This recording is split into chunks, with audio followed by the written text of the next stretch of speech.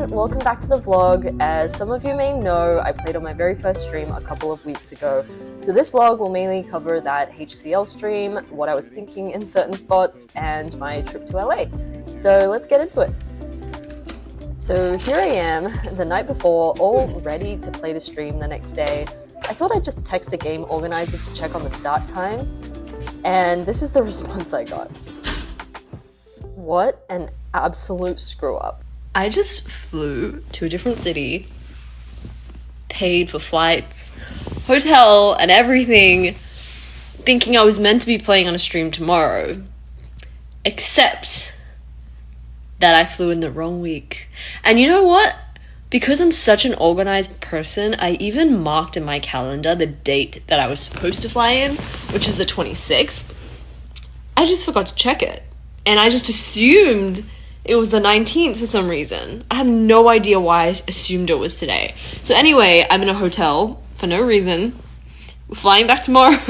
So I go all the way back home the very next day. And the next week, I decide to drive to LA just so I have a bit more freedom. We're on the road by 5 p.m, but I did get a warning about my coolant in the car being low. So I stop at the nearest gas station thinking, how hard could a bit of car maintenance be? Turns out I'm supposed to wait until the car cools down, so I'm sitting there on the curb outside the 7-Eleven with the hood popped, looking like a total damsel in distress. I had 3 friendly people asking me if I needed help, which was very kind of them. Yay, we got the cap off. We're going for it. Then, just as I'm about to fill up, I see this, which shows that I'm supposed to use reddish liquid, and it specifically calls out no blue liquid. Google was no help on the topic of whether I could put this blue coolant that I purchased in, so I asked you guys what I should do. Okay guys, I need help since I can't find the answer on Google.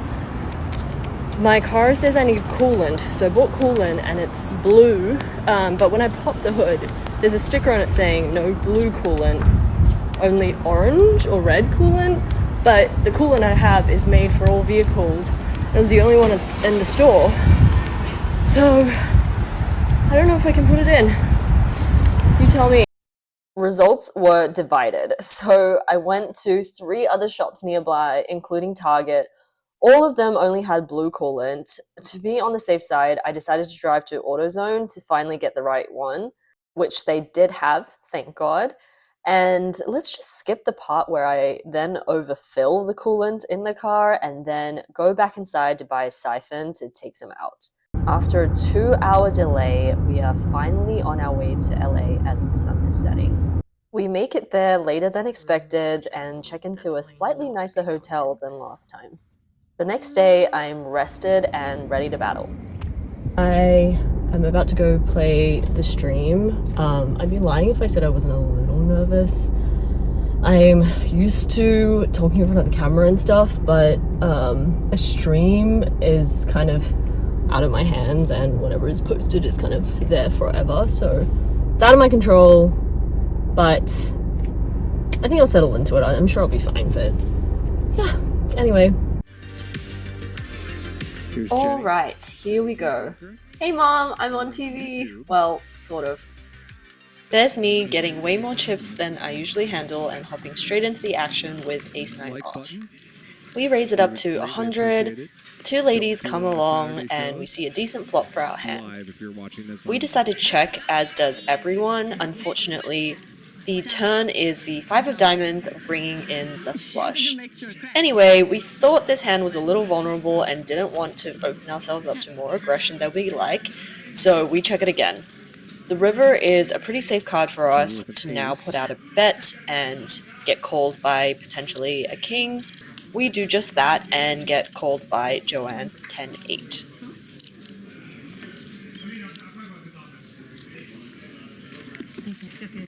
Next up, we have kings under the gun. We raise it up and quickly face a 3-bet from button to 300. As we're thinking about a 4-bet size, Jongjong announces that she accidentally 3-bet and just wanted to ISO what she thought was a limp. I didn't notice this is open. Yeah. Oh, sorry. I didn't notice that. Okay. We now feel kind of guilty for 4-betting, but thought it best to do just what we were going to do anyway before the misclick, so we bump it up to 900. This hand just is not strong enough to continue facing this much action. She disagrees. King Queen, bet from early position. You're gonna The flop is decent, so we go for a big bet to get called by lower pairs, pair plus straight draws, flush draws. Since we don't have the king of diamonds, it gives her slightly more diamond draws, so we go for a big bet of 1300. And we take it down. Even though we won our first couple of big hands, we also lost a bit by raising and 3-betting and then having to fold to another raise. So we're down a little bit after the first hour. In this next hand, we have ace-8 suited on the button and we decide to 3-bet it. I'm ready. Okay, not a very good situation. Zhong and Coco call as we get an amazing flop. And in this moment, I am not aware of just how amazing this flop actually is for us, since we can now see that Coco has 2-pair as well and is drawing to the 2 remaining 7s. After Coco bets 400, we decide to go for a raise. We thought we could raise small here to potentially induce a bluff in case she's inclined to do so, because she's kind of short, and a jam might be too big and she might fold a lot of things that we're beating, so those were kind of my options. No other sizes really make sense here, so we decide to raise it to 1,000, and she instantly shoves. Yeah, sure. Yes. Oh, thank you so much. 2-pair against 2-pair. Bad spot for Coco. He's gonna have to hit a 7. We go twice, and I'm sitting here hoping, no spade, no spade. Little do I know that it does not matter as we cooler the crap out of Coco. And the second one, with a full house. Full house over full house on the bottom board. Nasty. That's good. In this next hand, we have King 9 off in the straddle. We come along, and we are 4-way to the flop. We flop top pair, but may have kicker issues, so we decide to check, and it checks around. The turn is an ace, and Sashimi decides to fire. No one's got an ace. This is an easy call for us. Of course, we might be beat, but we're also ahead of a lot of bluffs, especially as Sashimi's been quite active. The river changes nothing, and we both check. And I take it down with second pair. King is good. We are now doing our bomb pot on the dealer change, and here I am making the card readers obsolete. Double board PLO bomb pot.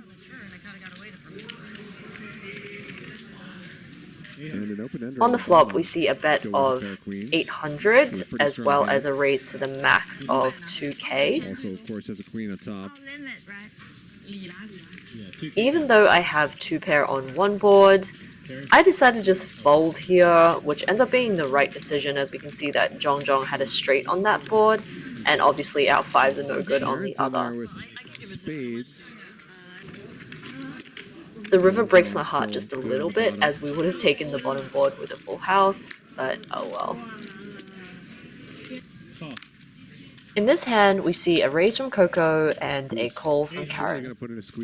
I bump it up to 800 with pocket 10s. Kelly now calls in the big blind, and Coco calls as well.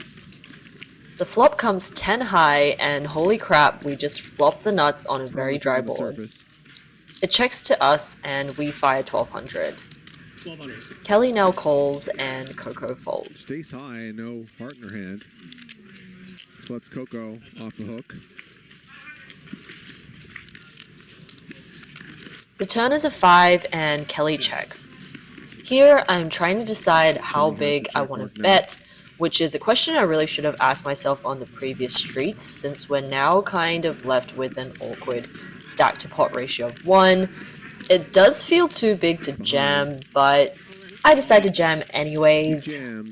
The thinking here was that our opponent cold called a 3-bet, and it's probably unlikely there are many hands that would call any bet of ours here, so betting You might as small well target and a then very trying to narrow river. strong range, maybe like 6-5 suited or 6s, With the or this big might eye, look super weird and bluffy and our Kelly opponent cold might be called inclined to hero Jenny's call 3-bet us with a pre-flop. smaller pair. Jenny hasn't Anyway, been there's definitely a incredibly out case of for line checking tonight. here as well, since we're blocking all the top pairs in the world, so maybe a bit of a blunder by me. Finally a fold from Kelly. I think calling would be pretty inexplicable there, but she does find the fold. Next up, we're in the hijack with 7-6 spades. We raise, and Karen comes along with King-6 of diamonds.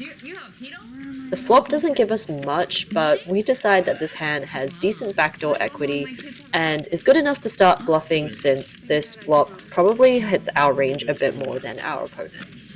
So when Karen bets 200, we raise it up to 600. Sadly, Karen isn't giving up just yet, and why would she? She has top pair. Turn is kind of good for us. It's a spade, but the 10 probably hits our opponent's range a bit more than ours. She probably has hands like King 10, 10 9, potentially some straights, although these don't seem too likely since she now checks. Honestly, not sure. This isn't a spot that exists in Silverland, as the straddle shouldn't have a donking range here, but it kind of just felt like a top pair weak kicker kind of situation, so we are going for it. Gut shot as well. And unfortunately, she calls again. The Jack on the River is actually a great card for us, since we have hands like King Queen, which she doesn't likely have with the line of action. On the river. One thing that the camera didn't catch is that she actually checked in the dark as soon as she called the turn bet, so she wasn't really counting out chips to bet here. As such, I strap in and load up a bet of 4,000 to put into the middle. Yeah, and a good bluff spot for Jenny. Her opponent does not seem... Thankfully, she doesn't take too long to fold her king. Taking a look at the winnings now, and I'm up about 6,000. Let's see if we can keep this going. Time for another dealer change, and you know what that means, another PLO bomb pot. This time we have 10-9-8-5, which is 2 pair, and a straight draw on one board, and trips on the other. We call Karen's bet, Kelly raises it up to the max, and we are not going anywhere with these boards. Just a flush draw on the top board, and that's about it. Kelly raises it. Okay, this is kind of embarrassing, but as the boards run out, I exclaim proudly, "I scoop!"